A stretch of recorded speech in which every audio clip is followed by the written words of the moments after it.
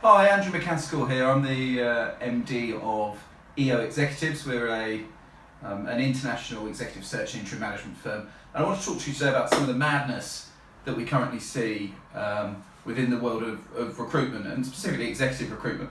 Some of the mistakes people are making and some of the dysfunction that seems to exist. So I guess I'll break this down in terms of the go-to-market piece, how the actual assessment and picking the right leader bit seems to go wrong sometimes, and then what happens after an offer is made and the onboarding piece as well. So for start, people have a real misconception around how to go to market for senior people.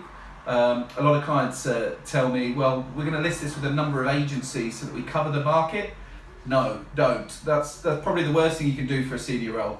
For a start, you're going to dilute your message into the market, but what you're doing is creating a scenario whereby agencies are competing based on speed to try and get you CVs. So what that means is that the briefings won't be so good. It means that a lot of candidates will end up dropping out. It means you're generally going to be dealing with active candidates who've got a number of options and may not take a role anyway.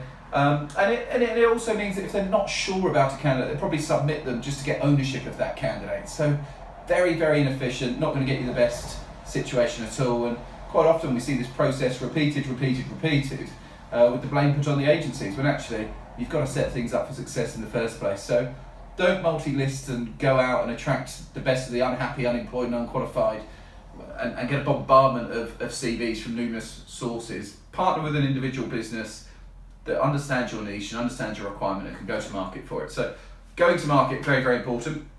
When you come to the assessment as well, the other big error that I keep coming across is assessments for leaders that are based on only looking at what they've done in the past. So this kind of outdated, previous competency approach and looking at what people have done in the past. The past, I'm not so sure, is now the best predictor of the future. For me, you need to be setting up your assessment to be far more around attitudes, behaviours, and also really importantly, habits. So how do people bring their habits to the workplace in a leadership capacity in a way that sets them up for success? So there's a bit of a switch required there as well. Let's stop looking at the past, start looking at somebody's ability to thrive in the future. And then finally, even when people do go to market in the right way and do set up a strong assessment, there's still a lot of work to be done in their offer management and onboarding piece. Most leaders are on sort of 3, sometimes even 6 months notice.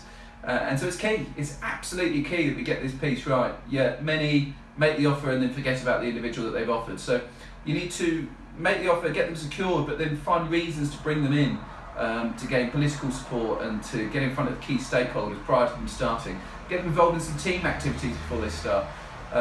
Get them, doing some valuable research, anything that can help them really come in and get up to speed quickly. Once they arrive as well, onboarding is absolutely key. Often underrated, but certainly senior leaders need as much support as anybody else. So make sure that you've got coaching in place for them, internal mentoring, political support. You've got clear outcomes for the first 90 days that are agreed, and of course all the basics around technology, tools, templates, everything's there for them to set it up to go well from the start. Plenty to think about there. If you want to talk further, then please do reach out to me, and I'll speak to you again soon.